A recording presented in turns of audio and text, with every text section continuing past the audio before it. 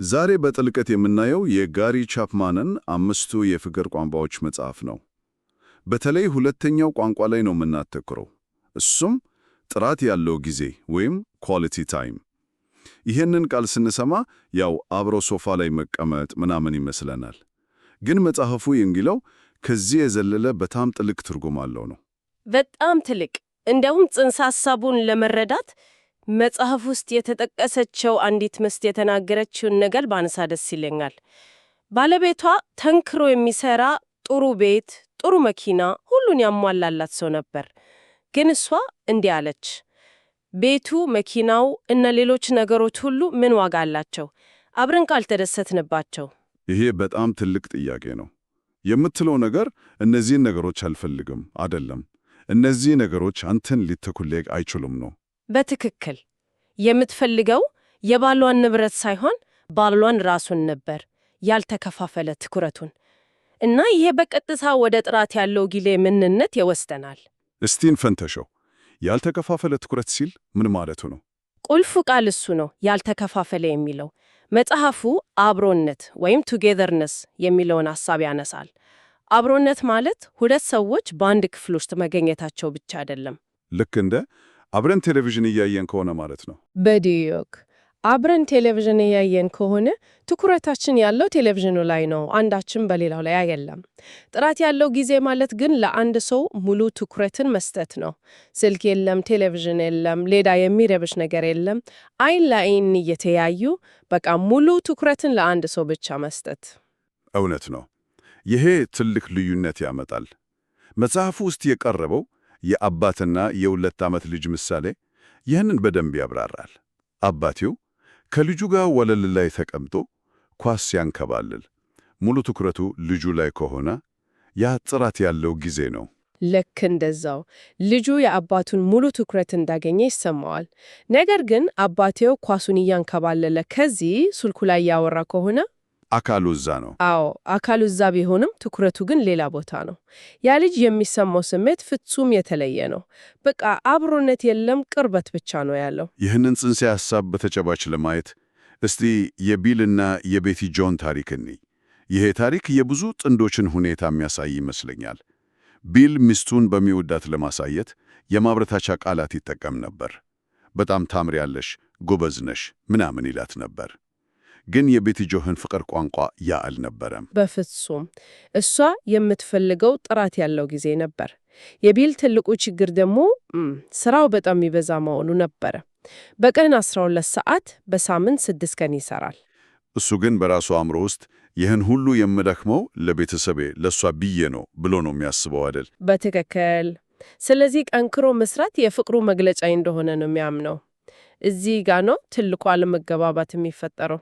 አዎ እሱ ፍቅሩን የገለጽኩ ነው ብሎ ሲያስብ፣ እሷ ደግሞ ፍቅር የተነፈቅኩ ነው ብላ ታስባለች። ልክ ቅሬታዋ በስራው ብዛት ላይ ሳይሆን ከሱ ጋር ጊዜ ባለማሳለፏ ነበረ። መጽሐፉ እዚህ ላይ የፍቅር ገንዳ ወይም ላቭ ታንክ የሚለውን ሐሳብ ያስተዋውቃል። የእያንዳንዱ ሰው በሌላ ሰው ፍቅር የሚሞላ ስሜታዊ ማጠራቀሚያ ያለው እንደማለት ነው። የቤቲ ጆ የፍቅር ገንዳ ባዶ ነበር። ሙሉ በሙሉ ባዶ ነበረ። ባዶ ሲሆን ደግሞ የባሏን ጊዜ የሚሻማውን ነገር ሁሉ ትቃውማለች። በዚህ ሁኔታ ጠላቷ የቢል ስራ ሆነ። ስራውን ስለጠላችሁ ሳይሆን ከባሏ የሚገባትን ፍቅርና ትኩረት እንደሰረቀባት ስለምታስም ነው።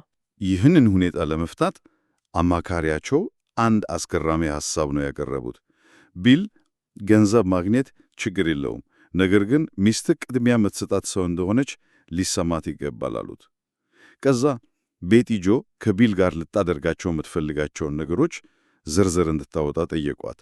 ይህ በራሱ ትልቅ እርምጃ ነው። በጣም ዝርዝሩን ስታወጣ ቢል የጠበቀው አይነት ነገር አልነበረም። አውሮፓ ውሰደኝ ወይም ውድ ስጦታ ግዛልኝ አላለች። የምትፈልጋቸው ነገሮች በጣም ቀላል ነበሩ። ለምሳሌ በተንቀሳቃሽ ቤታቸው ወይም አርቪ ተራራማ ቦታዎች ላይ ቅዳሜና እሁድን ማሳለፍ፣ አብሮ ምሳ መብላት፣ ቤተ ክርስቲያን አብሮ መሄድ፣ እንደዚህ አይነት ነገሮች። ቢልም ይህንን ለማድረግ ወሰነ። በሳምንት አንድ ነገር ከዝርዝሩ ላይ የመረጠ ለ2 ወራት ለመተግበር ቃል ገባ። ውጤቱስ ምን ሆነ? ይሄ ለውጥ ቀላል አይመስልም። ውጤቱ አስደናቂ ነበር። ከጥቂት ወራት በኋላ ትዳራቸው ሙሉ በሙሉ ተለወጠ። ቤቲ ጆ የቢል ቅድሚያ የምትሰጠው ሰው መሆኗን በተግባር ስላየች የፍቅር ገንዳዋን መሞላት ጀመረ። የፍቅር ገንዳዋ ሲሞላ ደግሞ አመለካከቷ ተቀየረ። ለቢል ሥራ የነበራት አመለካከት ተቀየረ። ከፍተኛ ድጋፍ መስጠት ጀመረች። ቢል የራሱን ኩምፓኒያ ሲጀምር እንኳ ከጎን ሆና ታበረታታው ነበር።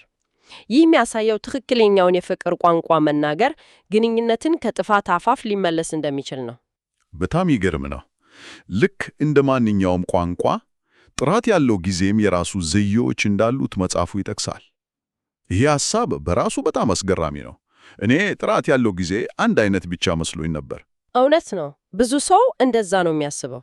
መጽሐፉ ግን ሁለት ዋና ዋና ዘዬዎችን ይለያል፤ ጥራት ያለው ውይይት እና ጥራት ያለውን እንቅስቃሴዎች።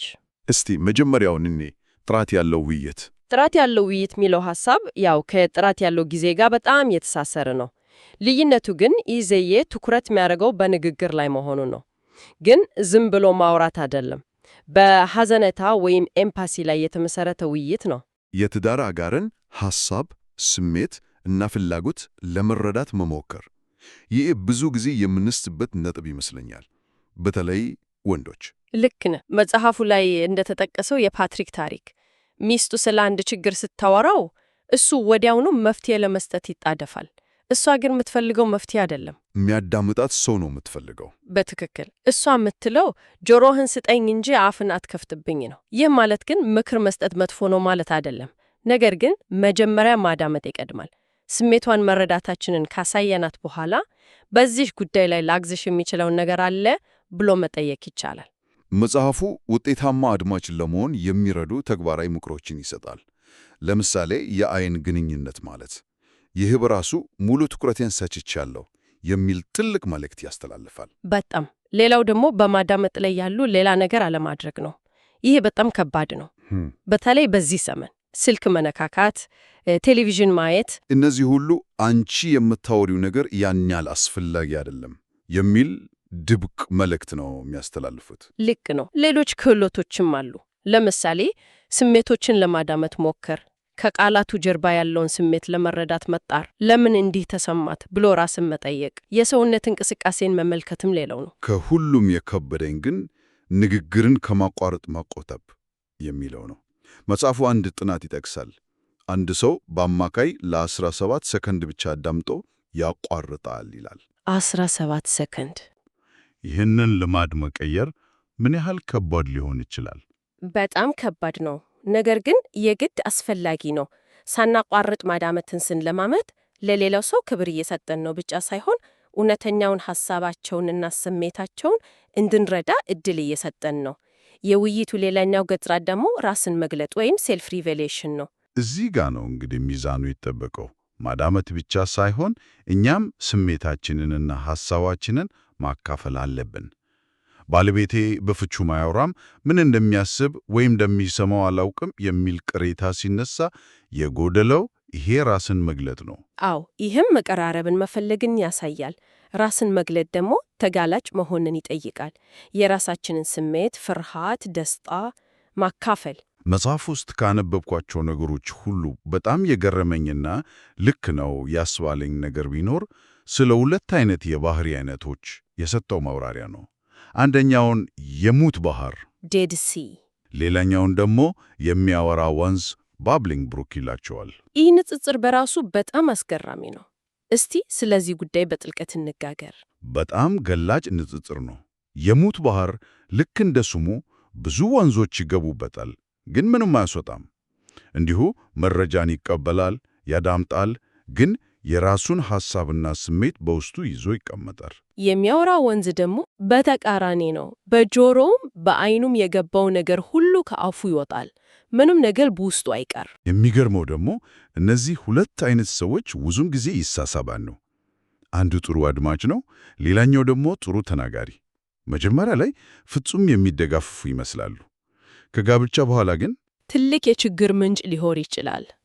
የሚያወራው ወንዝ በፍጹም አታወራም ሲል፣ የሙት ባህር ደግሞ ዝም ብላ አታውቅም ይላል። ግን መፍትሄ አለው። ባህሪያችንን መለወጥ እንችላለን። እንዴት?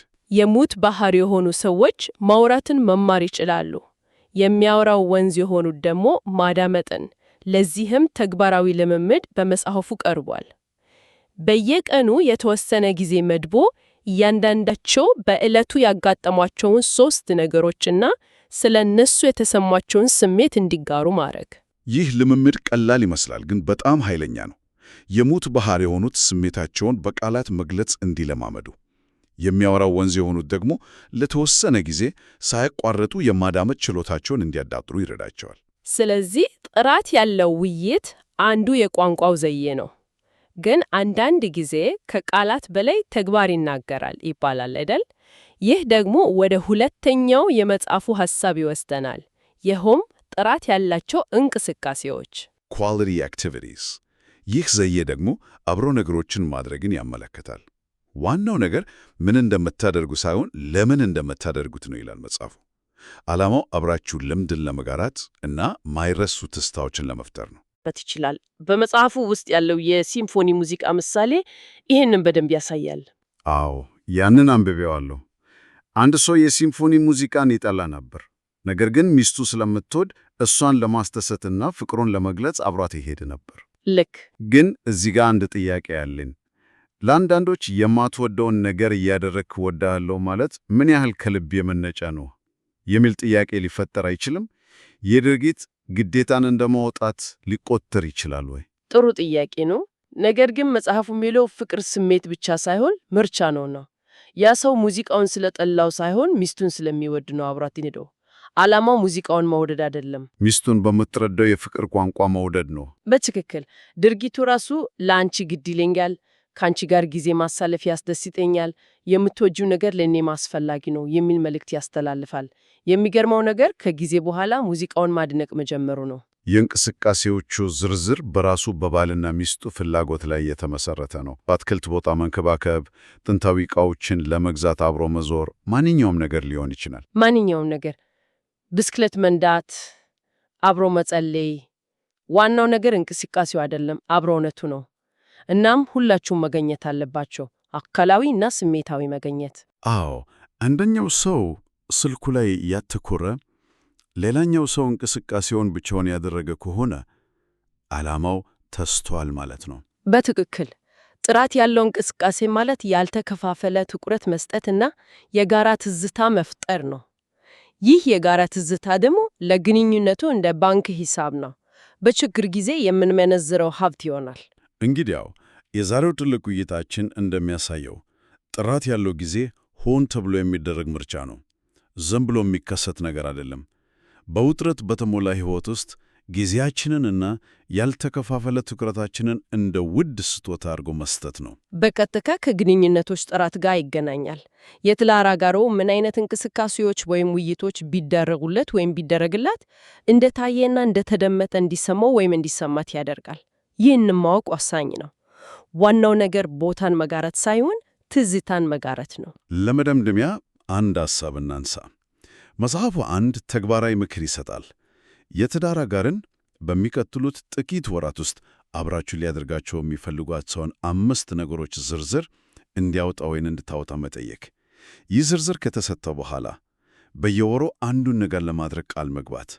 በዚያ ዝርዝር ላይ ምን ሊኖር ይችላል እና እነዚያን ነገሮች እንደ ግዴታ ብቻ ሳይሆን እንደ ፍቅር መግለጫ አድርጎ ለማድረግ መወሰን በግንኙነት ላይ ምን አይነት ለውጥ ሊያመጣ ይችላል? ይህ ለብዙ ግንኙነቶች አዲስ እስትንፋስ ሊሰጥ የሚችል ኃይለኛ እርምጃ ነው።